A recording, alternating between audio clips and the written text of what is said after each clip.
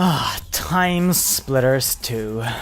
Just seeing that screen makes me nostalgic for this game, because I played this game so much when I wore younger man's clothes. Now I'm old. By old I mean 29, but still I'm old by standards of a video game player, I guess. Anyway, we're gonna play through the first level of TimeSplitters 2, which is Siberia, the snow level. Because, you know, this is for the snow level winter contest thing on SA. And by the way, I'm Iggy, and this is a cutscene.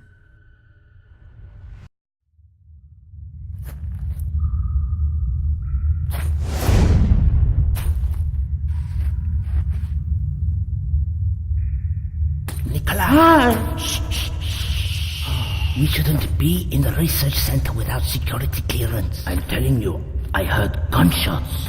They'll kill us if they find out. Come on, coward.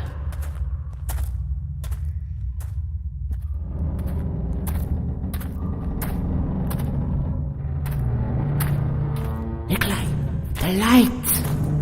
Stupid torch. There's nothing in this army work.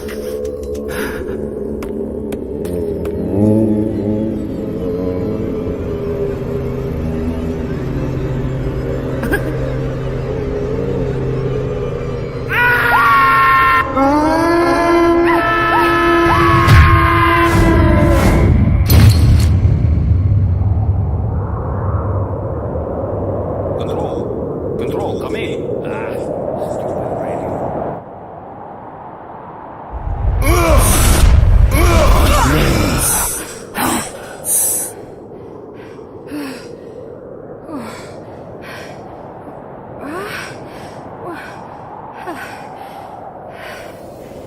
It's all down to me now.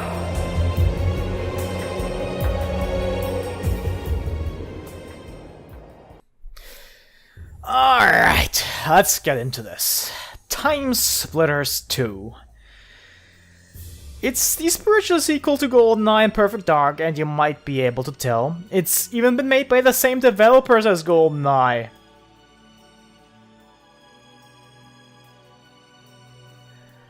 But hey, you know, we're gonna do this now. This is the snow level of the game. The first level also, which makes it a pretty good level to actually show the game off for, so yeah. Because the first level usually gives you the best impression of a game, unless the first level is not indicative of the quality of the rest of the game. Which in this case here, I believe it is. Well, let me just get a few of my complaints about this game out of the way ahead of time, so I can wallow in my nostalgia for the rest of it. Because look at this gunplay.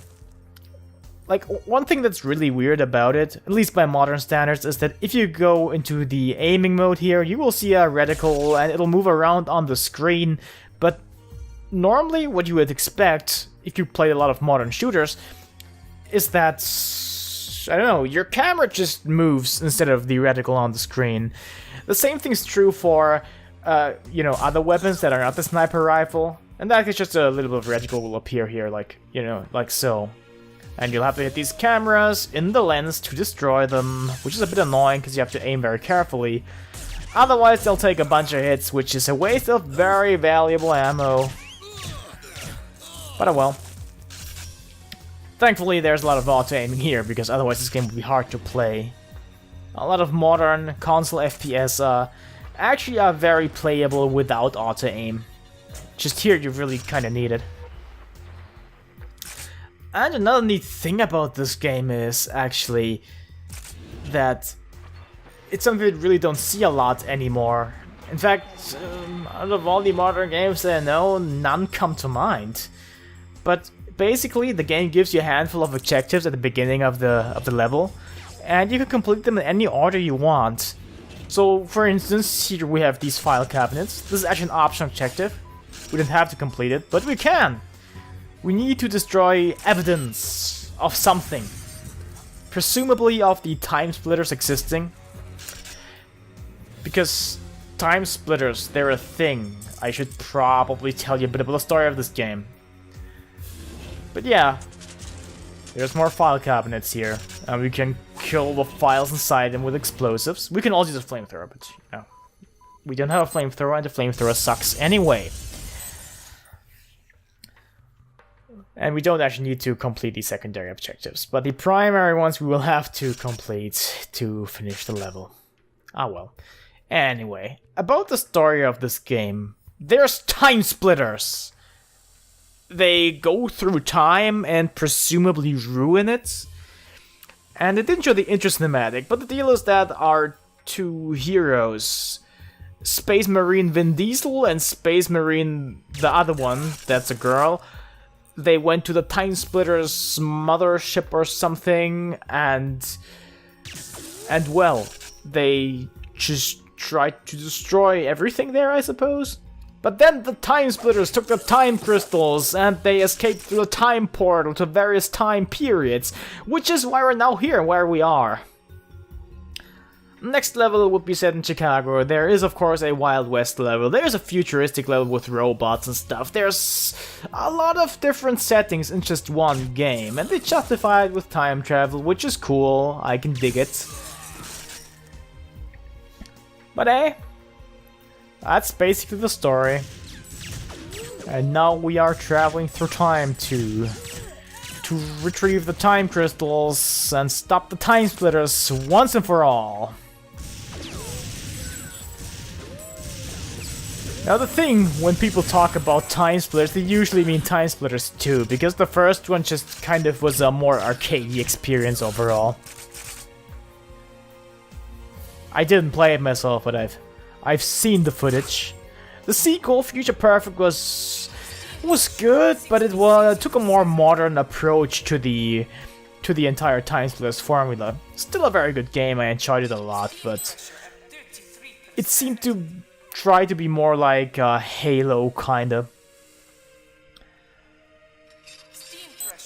But here we have these objectives that complete in any order we want, and in most modern games you just have, hey, destroy the important thing at the end of the level. And then halfway through the level, the commander guy over the radio will tell you, oh no, our guys aren't there to rescue them as well, they're also important.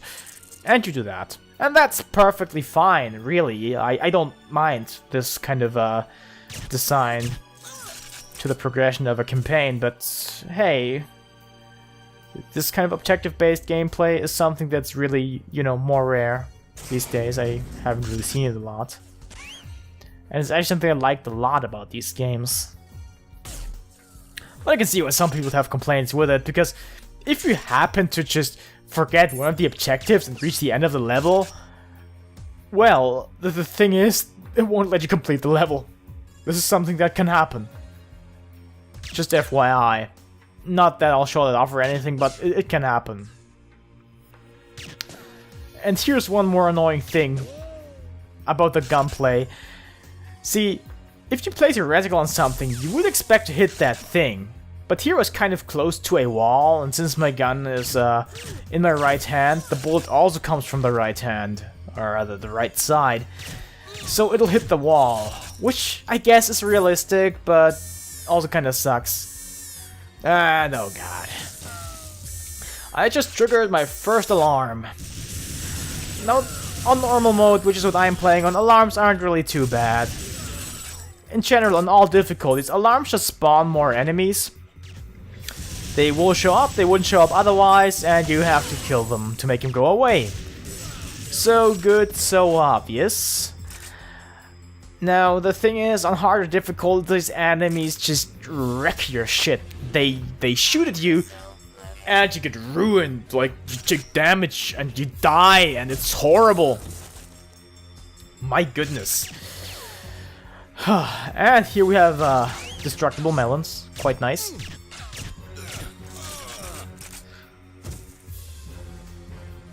And here we have one of my favorite things of the game, because here is a game card. You can pick it up. And guess what? You can play it. Now, unfortunately, it does not really emulate very well, as we'll see. Just look at this. Now, this is Anaconda. It's kind of like Snake. I'm not sure if this is an actual game that was made at some point. It might have. it's an okay game. The game functions fine, it's just that the graphics glitch out due to the emulation somehow. And this is pretty much what you're about to see, the worst emulation glitch you'll see in this video. I would actually use my capture card to get footage of the game, but I don't have my PS2 with me. It is like 300 kilometers away from me at my parents' house, and my copy of TimeSplitters is there as well, of course. So this will have to do. On the upside, we get widescreen and 720p at 60 FPS. But we sometimes get to see light sources go through walls and floors. But hey, here's something cool. Throw a mine at an enemy and they will all panic. They will not try to get it off or anything. They'll just run like an idiot, very slowly, by the way, and potentially run into a group of enemies. They kind of have this really goofy run animation as they do it. It's quite nice. I enjoy it a lot. And this body armor here, you might notice, I'm just leaving it there because I might need it later, obviously. The thing is that on normal mode, the game just gives you a lot, and I mean just a lot of body armor. I did not really get hit enough to even, you know, make the body armor work. I can't pick it up, even walked over it. Anyway, this room, it gives me a lot of trouble on hard mode. Not that I've played hard mode recently, but it just... my memories come back. I get flashbacks to this room. I don't know why. It's not really supposed to be that hard. But yeah. Just to talk a bit about those turrets up there on the ceiling. I just destroyed their camera so they can't shoot me anymore, blah blah blah. So far so good, but... what I find weird is that they aim at that room with a glass wall. Now... normally, I would expect them to aim in the other direction to protect whatever is up there from people coming from the outside. Because, hey, people could potentially hide in there from whatever it is they want to hide from, I guess. But, hey, here they don't. And here at this weird containment facility, there's corpses in there, can't pick body armor, and we got grenades, which allows us to use our secondary weapon function. Grenades from our AK. Believe it or not. And this camera has a gun. Neat. I could also turn it off, but there's no real need to turn off that camera, because it just simply won't aim at us. It's just there for us to kill that guy.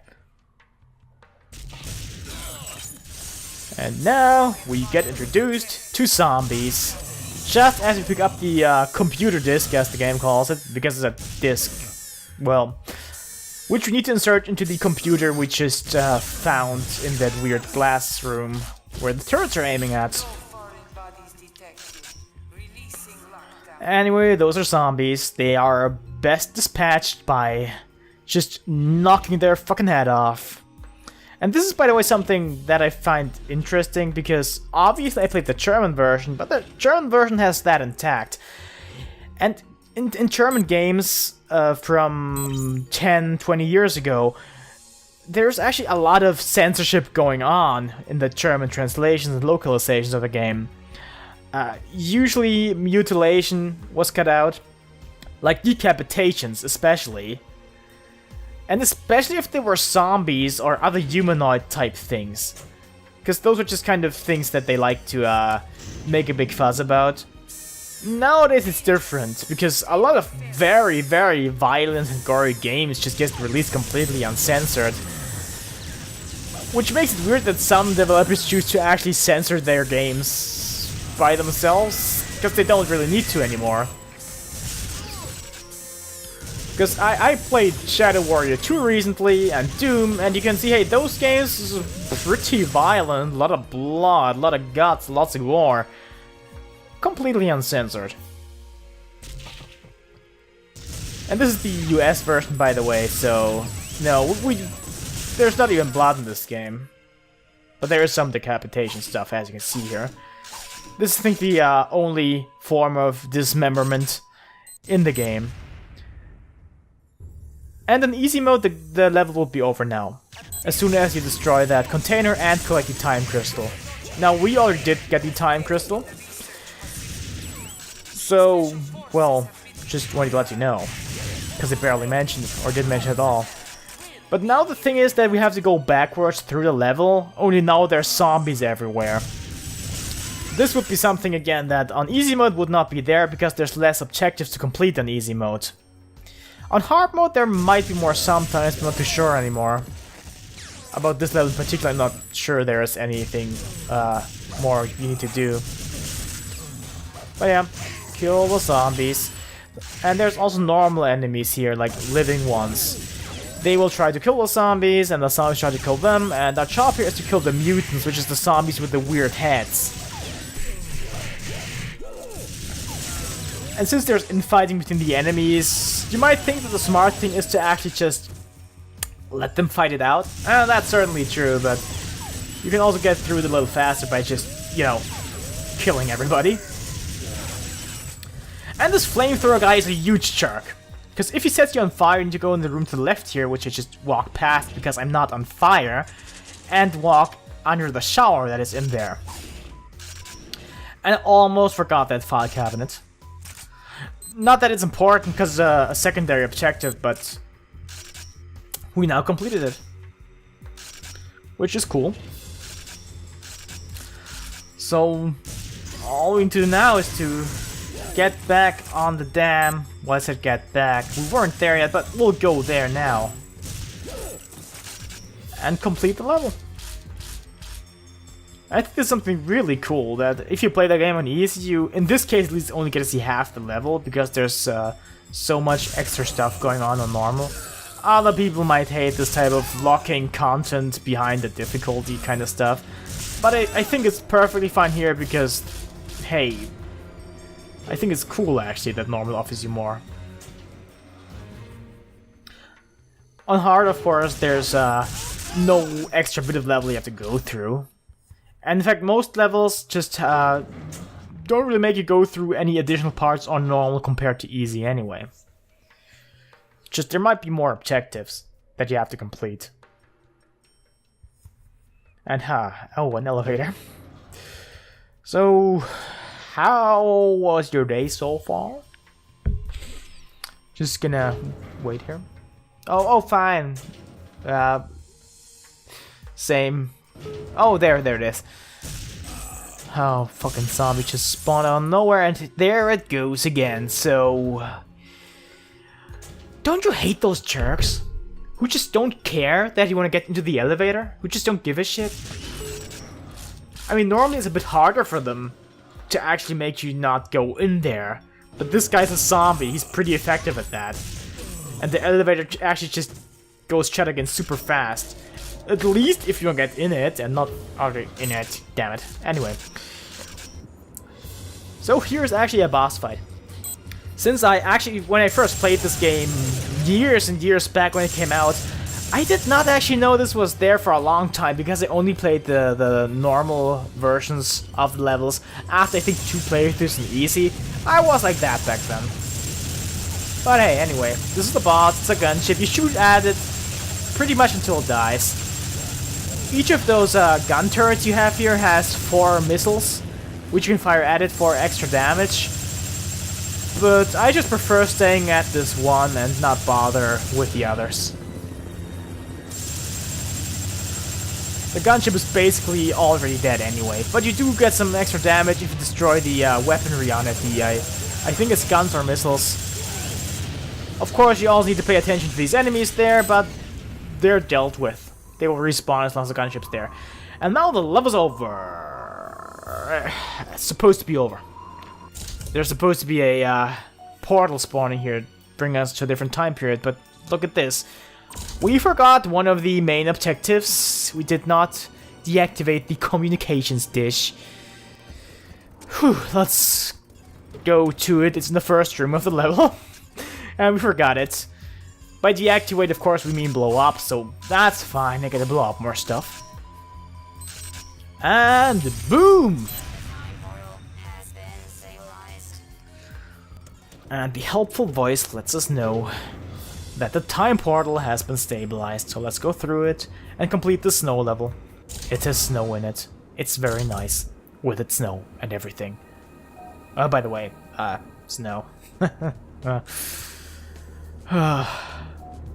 Anyway, it was refreshing going back to TimeSplitters 2, because, hey, it's been a long time, and even though the game has not really aged perfectly, I can still see why I loved the game back in the day. Though the heart of it, of course, lied in the multiplayer. The single player is really enjoyable as well. And if you can deal with old school games, I just really recommend just go get a copy of this game. It'll probably be worth it. Anyway, that's it for me. See ya.